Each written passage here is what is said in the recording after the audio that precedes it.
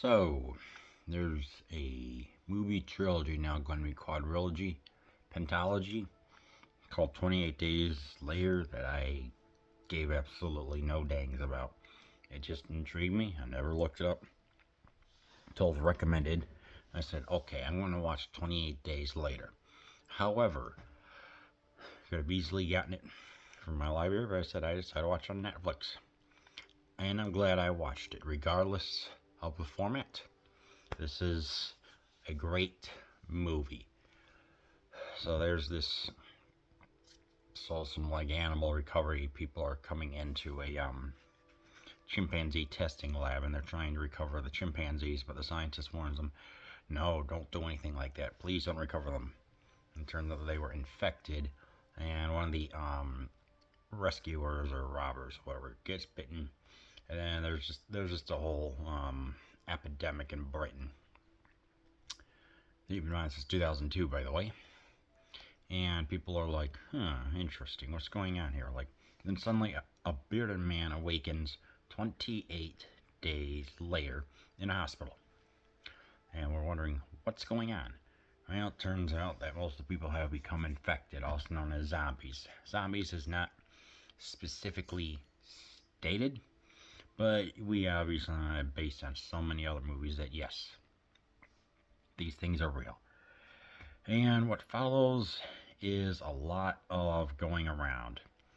And of course, during this style, we have people that come and go. One person who gets infected, another person gets infected, and then ultimately to a makeshift army barracks. And I highly, highly enjoyed this movie. I mean, when I was looking at it, I'm like, okay, why is this so revered? But then you start seeing how Cillian Murphy, who would eventually play Scarecrow in the Batman movies, and here his cast is relatively unknown, having some small parts. So it's here Naomi Harris and Brendan Gleeson, who pretty much who comprise most of the film, and it works really well. So obviously the story is what you would expect from a zombie outbreak. If you've seen The Living Dead, you know what's happening. Of course, obviously, it's the downfall of society, what happens when infighting occurs, of keeping the survival rate increased. Like who's the difference between the humans and the monsters, and what happens when all morals go astray and you try and keep yourself intact. With this one, it felt like the natural evolution of the movie. It was pretty dang, it was really gosh darn good.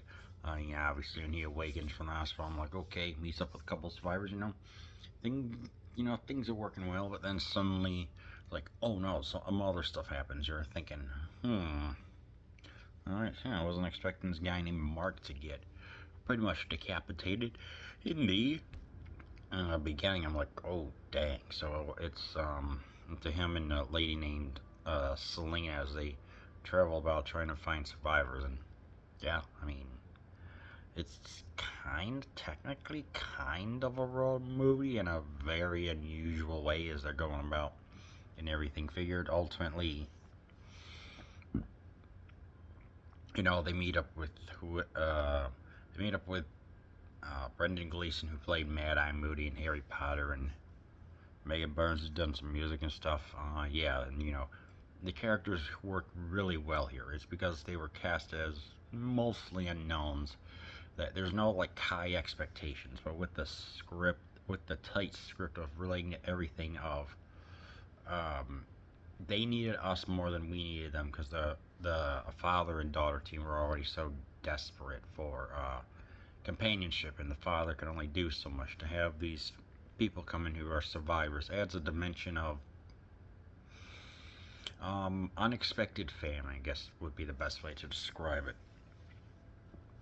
It's they're joking around, they're having some meals and stuff like that, but then they hear. Then of course, then we get to the good stuff, where they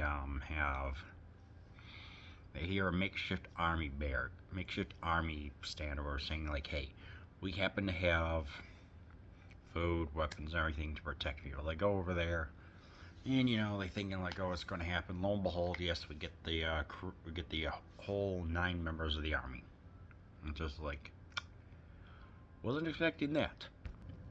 But it just felt like the next part that needed to happen is when we really get to the good part of, like, it's like seeing how these army members that, they're taking their job seriously, but they have stylized British humor. Speaking with, I think it was Cockney accents. It's certainly not Cornwallian accents, I'll tell you that much. So, I don't know, it just worked well to see them moving around, but then you can tell that they're starting to become unhinged because their commanding officer, or CO, promised women to his subordinates, and lo and behold, they happen to have 2 ladies come in, and yeah, the implications are disturbing.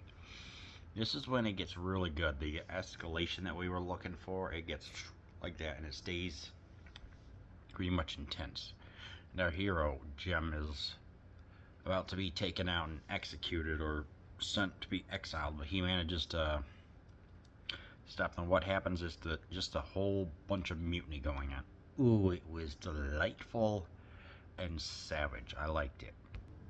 And as I was watching it, I just see all the, like I said, the mutiny occurring, which thus results in the degradation and degeneration of what supposedly seems like a good way to make things occur.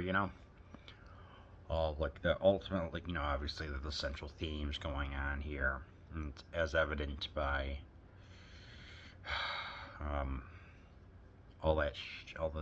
and just all hell breaks loose. But ultimately, our heroes manage to escape, all 3 of them, and